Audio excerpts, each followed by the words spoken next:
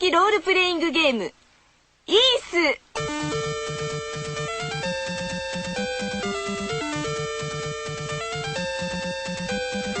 6冊の古文書イースの間に見え隠れする謎とは一体何か。2メガプラスバッテリーバックアップ機能付きで、いよいよ8月26日発売。壮大なドラマが今始まる。 Imagine. It's 2005. Take two. Imagine. It's 2:05 on a Saturday night in the year 2023. You're what one might call a JRPG aficionado, who's all out of their favorite games to play. After playing underappreciated and underground classics, like Persona 5 and Persona 4, what else is there left for you to play? But suddenly, you remember, oh yeah, those Falcom guys, the Trails people. I love Trails. Play with me a little. Not that one though. Didn't they make another game? What was it called again? Oh right.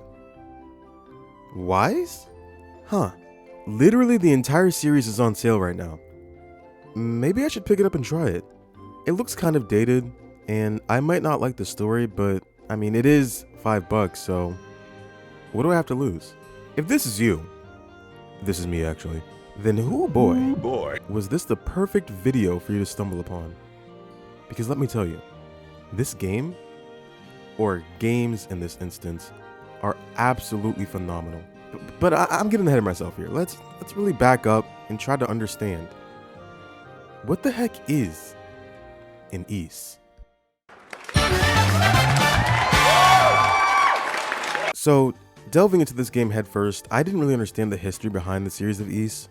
The first set of games, titled Ys 1, Ancient Ys Vanished, and Ys 2, Ancient Ys Vanished, the final chapter, not a mouthful, were released in 1987 and 88 respectively. They were originally developed for the PC 88, and for those not familiar, it was basically a series of Japanese personal computers, one of the best selling on the market for a time. And apparently, these games were some of the first to fully utilize the CD-ROM, allowing for some decent looking graphics, animated cutscenes, and voice acting. Like actual voice acting. I'm not kidding, listen to this shit. Ys, the ideal utopia. Once a country so peaceful and prosperous. A country where children were as free as the wind. Being a sort of pioneer for the action RPG genre as well, Ys is kind of a big deal. They were absolutely owning the PC 88, but that would only serve as a temporary home for these games, as they have had more than their fair share of ports and remakes, and I mean a lot of them. But the version I played and will be referring to is the Chronicles version on Steam. Oh, that really didn't explain what the game is though, did it? Oh, hold on, I'll get to the point.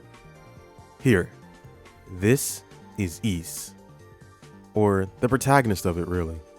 Adol Kristen. He's an adventurer who loves exploring, helping people, and ending up unconscious in unfamiliar places. The series usually has Adol as the main character, with each game following a different adventure he went on. In Ys 1, you play as Adol as he supports the people of Asteria, a small island nation. Asteria is kind of in a bad way right now, with this thing called the Storm Wall preventing people from entering or leaving Asteria at all. Adol, being the extremely cautious person that he is, sails right into it, and then is immediately bedridden for like 2 days. Oh yeah, and there's demons overrunning everything too. So it's up to you to hack and slash through the demon hordes, save innocent people, and discover what the heck is happening in that ridiculously tall and ominous tower. The combat of Ys 1 and 2 is pretty simple. Just bump into enemies. That's it. But you can't just run into them, that's stupid. You have to hit them slightly off center. When you do, you deal damage. But if you run straight into them, you'll be the one hurting. I learned this very quickly. And that's really the extent of the combat. I mean, other than the gear you can upgrade, it's just run into them at the right angle. And yeah, if that sounds super simple and unengaging, I would have agreed with you like a week or two ago, but no, this is actually where I think the brilliance in this combat system resides. It's fast and to the point. Adol can freaking move in this game. It never feels like you're being bogged down by the environment or the enemies in your way. You're just moving constantly and ripping through monsters and demons and shit, making this RPG feel a lot more arcadey than you'd expect. In fact, this game is surprisingly short. I mean, you can finish these things in like 6 hours. And on top of that, the music is just going full throttle non-stop. It's like an adrenaline rush as you play. Oh yeah, the music is amazing. I've been using music exclusively from these games just because it's so damn good. If nothing else, I highly urge you to listen to the soundtrack of these games. Falcom just does not miss.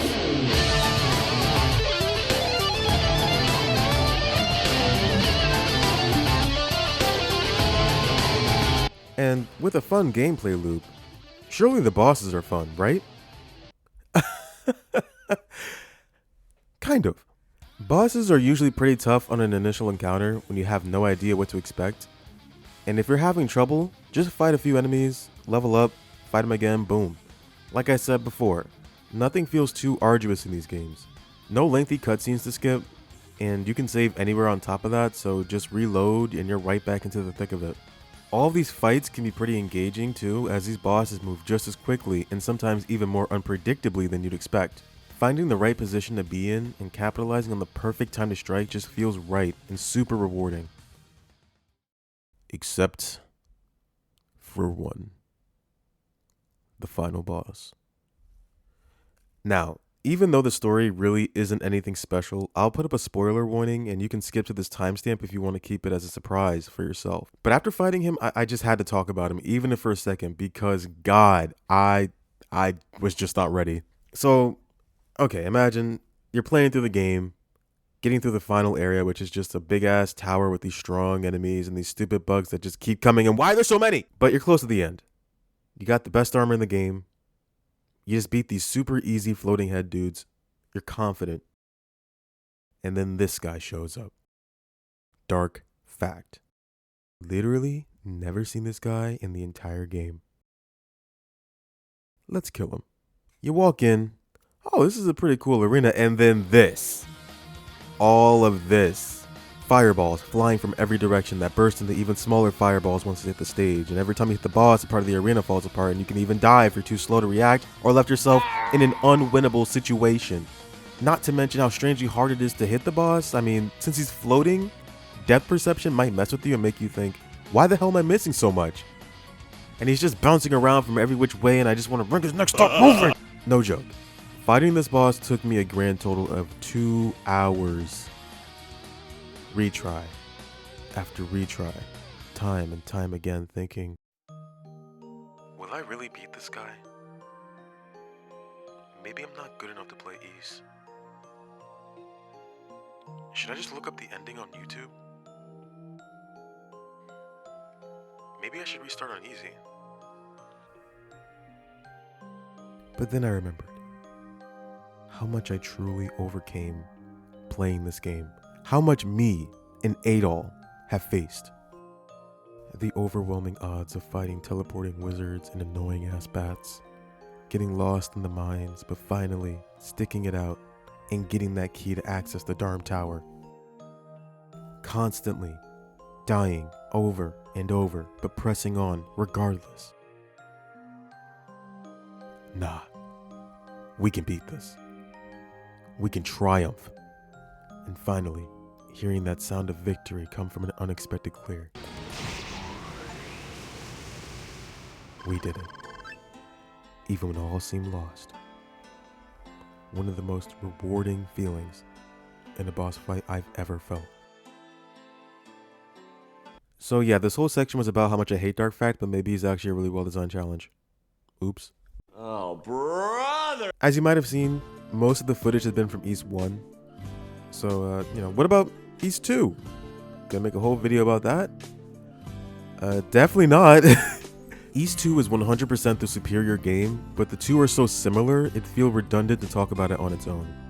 All you need to know is that it's got a more varied soundtrack. Some of my favorite songs came from East 2. Ramia Village is just so... it's good stuff. It's got a more engaging story, characters that actually matter and interact with you during the story, and a whole new magic system that literally every boss is weak to for some reason. But it's still cool though. If you ever end up playing Ys 1, just know that 2 is going to give you even more of what you loved. And there's a whole lot to love about these games. But of course these retro games might not appeal to everyone, and you know, I get it. But although I can't vouch for them yet, Ys has a pretty sizable catalog to choose from. So if you're ever curious, and since this series isn't connected by an overarching plot, you can pick just any old game to jump into and go straight into some Ys action.